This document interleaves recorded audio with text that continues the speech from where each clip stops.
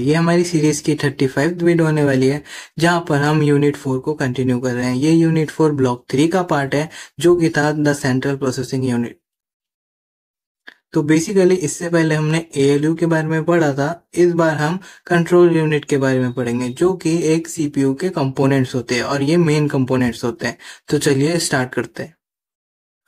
तो आज का टॉपिक है कंट्रोल यूनिट को डेडिकेटेड। तो इसके आप डेफिनेशन में देख सकते हैं, the control unit is the one of the two key component of the central processing unit, जो कि सीपीयू होता है, along with the arithmetic logical unit. जैसे कि हमने पहले भी देखा था वॉन न्यूमैन आर्किटेक्चर में और अलग अलग सीपीयू के स्ट्रक्चर्स में भी, जहां पर हमने देखा था कि सीपीयू 3 कंपोनेंट्स में डिवाइडेड होता है। एक होता है कंट्रोल यूनिट, एक होता है अर्थमेटिक लॉजिकल यूनिट और एक होता है हमारा मेमोरी यूनिट। तो कंट्रोल यूनिट का क्या काम होता है आपने पहले भी सुना होगा या फिर स्टडी किया होगा हमारे इस सीरीज में ही, कि ये क्या करता है, कंट्रोल सिग्नल्स को प्रोवाइड करता है, जिससे कि हमारे जो भी प्रोसेसिंग होती है वो हो पाए। इसके आप पॉइंट्स में भी देख सकते हो, ये सीपीयू का पार्ट है जैसे कि मैंने अभी बोला, और ये क्या करता है, डायरेक्ट ऑपरेशन से रिलेटेड होता है प्रोसेसर का। And tells the ALU memory unit and input output devices what to do, और ये हेल्ड रिस्पॉन्सिबल होता है सारे प्रोसेसिंग रिलेटेड टास्क से, क्योंकि यही वो कंट्रोल सिग्नल्स लेता है और वही कंट्रोल सिग्नल्स ये प्रोवाइड करता है, जिसके अकॉर्डिंग और जिसके ऊपर हमारा जो भी प्रोसेसिंग होती है कंप्यूटर के अंदर वो होती है। And fourth point you can see execute instructions step by step, as we already know. Then basic components of CPU की अगर बात करें तो आप देखेंगे हमारे पास ये कुछ बेसिक और इम्पोर्टेंट कंपोनेंट्स अवेलेबल है, जो कि है ALU register, internal data path, external data path and control unit, जो कि हमने पहले भी पढ़ ही रखा है। मैं दोबारा इसको ब्रीफ में आपको एक्सप्लेन कर देता हूँ। एएलयू क्या करता है, arithmetic logical operations provide perform करता है। रजिस्टर टेम्परेरी डेटा को स्टोर करते हैं। इंटरनल और एक्सटर्नल डेटा पाथ क्या करते हैं, एक दूसरे को इन जनरल कनेक्ट करते हैं, जिससे हमारी कनेक्टिविटी इंटरनली हो पाती है। एंड कंट्रोल यूनिट इन सबका कोऑर्डिनेटर होता है, कौन सी एक्टिविटी कैसे होगी इससे रिलेटेड। आप एक बार इस डायग्राम को देखिए, ये है हमारा कंट्रोल यूनिट का डायग्राम, जिसमें अगर आप नोटिस करेंगे तो आपको फ्लैग्स, क्लॉक्स, इंटरनल रजिस्टर्स या फिर इंस्ट्रक्शन रजिस्टर्स कह लो, और सिग्नल्स एंड बसेस, सारे ही कंपोनेंट्स आपको दिख जाएंगे, जो कि एक सीपीयू के अंदर कंट्रोल यूनिट को वर्क करने के लिए काफी है। मतलब इन्हीं के ऊपर डिपेंड होकर हमारा कंट्रोल यूनिट वर्क करता है। देन नेक्स्ट, अब ये करता क्या एक्चुअली, सिंपली अगर आप इन पॉइंट्स को देखोगे, इसका काम होता है इंस्ट्रक्शन को डिकोड करना, कंट्रोल सिग्नल्स को जनरेट करना और guide CPU component in a sequence. और जितने भी कंपोनेंट्स हमारे सीपीयू के साथ कनेक्टेड है उन सबको सीक्वेंशियली गाइड करना, और हमारे मूवमेंट ऑफ ऑपरेशंस या डेटा की कह लो, इन सबको हैंडल भी कौन करता है, हमारा सीपीयू करता है। और इसके अगर हम माइक्रो ऑपरेशंस की बात करें तो बेसिकली हमारे पास 4 तरीके के माइक्रो ऑपरेशंस है, जो कि सीपीयू के अंदर हमारा सीयू कंपोनेंट मतलब सीयू करता है, जो कि है data transfer, arithmetic operations, logic operations and shift operations. ये कैसे ऑपरेशंस होते हैं ये आप पहले से ही जानते हैं, तो चलिए इसको स्किप करते हैं। फिर आता है हमारा two main control unit task, जो कि ये जनरेट कंट्रोल सिग्नल और sequentially manage the input outputs. Correct है, मतलब कि इन ब्रीफ कि ये कंट्रोल सिग्नल्स को जनरेट करेगा, जिसके बिहाफ पे हमारे माइक्रो ऑपरेशंस होंगे, क्योंकि अगर कंट्रोल सिग्नल्स ही नहीं हुए तो हम कैसे कौन सा काम करेंगे ये डिफाइन करना मुश्किल हो जाता है। और सेकंड, सीक्वेंस वाइज, अगर हम सीक्वेंस वाइज कोई काम नहीं करेंगे तो एक दूसरे के साथ ओवरलैप हो जाएगा, जिससे हमारे को एरर होगी। तो कंट्रोल यूनिट ये दोनों काम को करता है बेसिकली। देन इसकी इनपुट्स टू कंट्रोल यूनिट की बात कर लें तो ये एक तो क्लॉक लेगा, मतलब इसको हम अभी डिटेल में पढ़ेंगे। एक तो ये क्लॉक लेगा और एक इंस्ट्रक्शन रजिस्टर लेगा, फ्लैग्स को इंक्लूड करेगा और कंट्रोल बस सिग्नल्स को इंक्लूड करेगा अपने एक टास्क के लिए। तो क्लॉक के अकॉर्डिंग ये अपने ऑपरेशन करता है। अगर ये हाई होती है क्लॉक तो ये काम करता है, लो होती है उसकी सिग्नल तो ये काम बंद कर देता है। क्लॉक क्या होते हैं ये हमने पहले भी डिस्कस कर रखा है। जिन्होंने भी हमारी प्रीवियस वीडियोस नहीं देखे, मैं आपको रिकमेंड करता हूँ कि आप हमारी प्रीवियस वीडियोस को पहले देखिए, जिससे कि आपके बेसिक्स पहले क्लियर हो जाएंगे, तो अभी आके आपको कोई प्रॉब्लम क्रिएट नहीं होगी। फ्लैग्स क्या होता है ये हमने प्रीवियसली पढ़ा। कंट्रोल बस क्या करते हैं ये भी हमने पढ़ा। और इंस्ट्रक्शन रजिस्टर जो कि इंफॉर्मेशन को करेंटली होल्ड करके रखते हैं, ये भी हमने पहले पढ़ रखा है। तो बेसिकली इन कंपोनेंट्स को ये इस्तेमाल करता है जब भी इसको कोई इनपुट लेना होता है। तो सर ये इनपुट लेके आउटपुट में क्या शुरू करेगा, तो चलिए आउटपुट का भी देख लेते हैं। तो बेसिकली ये आउटपुट में क्या करता है, internal control signals, external control signals, मतलब ये दो तरीके के कंट्रोल सिग्नल्स को आउटपुट करता है। एक होता है इंटरनल और एक होता है एक्सटर्नल। इंटरनल जो कंट्रोल सिग्नल्स होते हैं वो इंटरनली फेच्ड हो जाते हैं, और एक्सटर्नल में जो कंट्रोल सिग्नल्स होते हैं वो आईओ के डिवाइसेस में फॉरवर्ड हो जाते हैं। अभी हमने एक टॉपिक पढ़ा था क्लॉक। अब क्लॉक को डिटेल में देख लेते हैं, टाइमिंग एंड क्लॉक। अब कंट्रोल यूनिट में जो भी इंफॉर्मेशन या फिर ऑपरेशन होती है वो फैच होती है इन अ क्लॉक साइकिल, मतलब एक साइकिल है क्लॉक साइकिल, उसी के अकॉर्डिंग हमारी इंफॉर्मेशन और ऑपरेशन हो पाती है। अभी क्लॉक वाइज क्या करते हैं, सिंक्रोनाइज वाइज में अपना वर्क परफॉर्म करते हैं, मतलब एक के बाद एक के बाद एक के बाद एक के बाद ऐसे।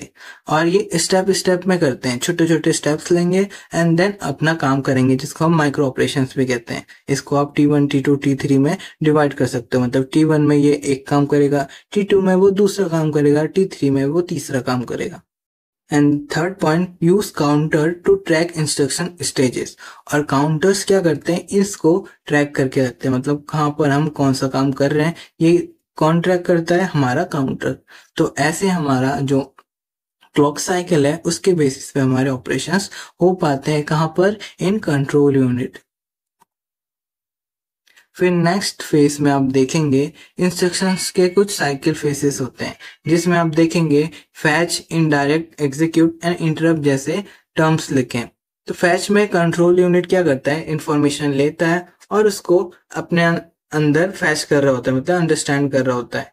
इनडायरेक्ट में if needed fetch operand address, मतलब अगर जरूरत पड़ी तो ऑपरेंड के एड्रेस को भी ये एक्सेस करता है। देन एग्जीक्यूट, मतलब वो अपना काम करता है, जो भी उसको वर्क करना होगा उस इंस्ट्रक्शन के ऊपर। And then fourth point, interrupt. अब काम करते करते अगर कोई इंटरप्ट रेज हो रही है, वो भी कौन हैंडल करता है, हमारा सीयू हैंडल करता है।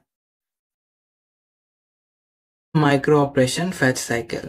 तो इसमें अगर आप देखेंगे, जैसे कि हमने अभी देखा, T1 T2 T3 करके हमारे इंस्ट्रक्शंस डिवाइडेड हो जाते हैं, जिससे हमारा जो क्लॉक साइकिल के अकॉर्डिंग टाइमिंग मैच करके हमारा वर्क हो पाता है। तो अगर T1 में अगर देखेंगे तो हमारा T1 का काम है पीसी से एमआर के अंदर हमारा इंफॉर्मेशन लेना। अब नीचे भी देखेंगे, memory address registers get the address from PC. PC जो रजिस्टर है उसमें जो एड्रेस होगा वो ट्रांसफर हो जाता है कहाँ पर, एमआर के अंदर, जो कि मेमोरी एड्रेस रजिस्टर कहलाता है, जो कि होता है T1 के अंदर। T1 क्या है, एक टाइम लिमिट है। Then next time limit T2 के अंदर क्या होता है, एमआर से एमबीआर के अंदर वो इंफॉर्मेशन चला जाता है, जो भी उसको काम करना है इंस्ट्रक्शन। एंड T3 में MBR से IR में जाता है।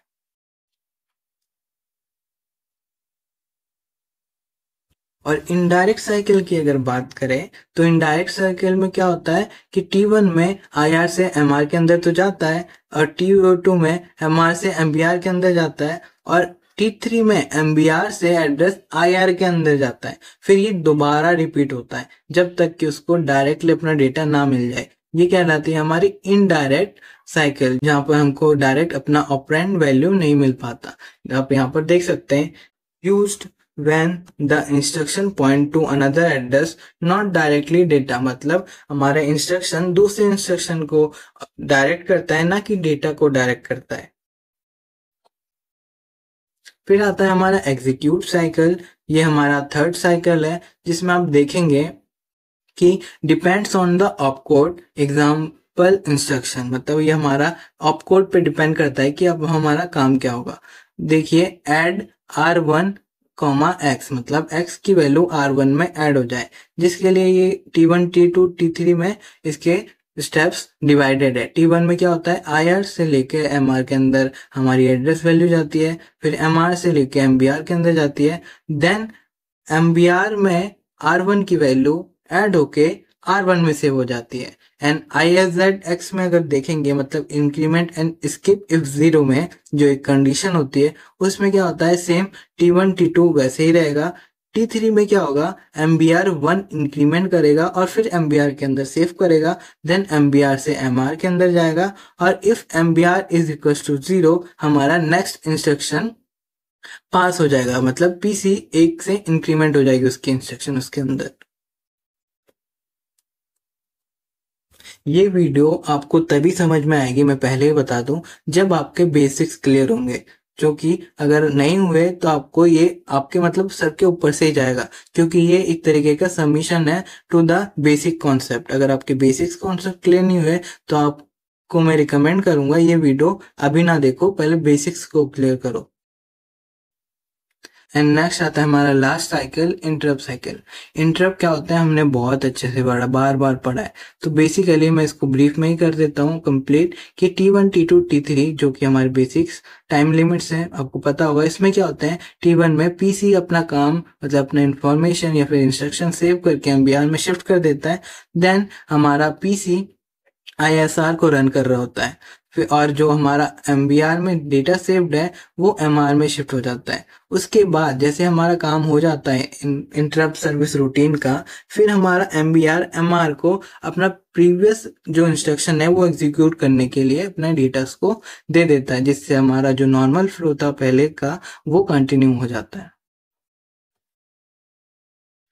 नेक्स्ट आता है हमारा ICC। अब ये क्या होता है, इंस्ट्रक्शन साइकिल कोड।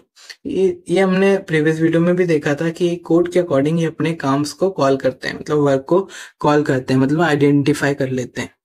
0 0 मतलब वो फैच साइकिल को एग्जीक्यूट करेगा, 0 1 को मतलब वो इनडायरेक्ट साइकिल को एग्जीक्यूट करेगा, 1 0 का मतलब वो एग्जीक्यूट साइकिल को कॉल करेगा और 1 1 का मतलब वो इंटरप्ट साइकिल को कॉल करेगा। ये आप याद रख सकते हैं ऐसे।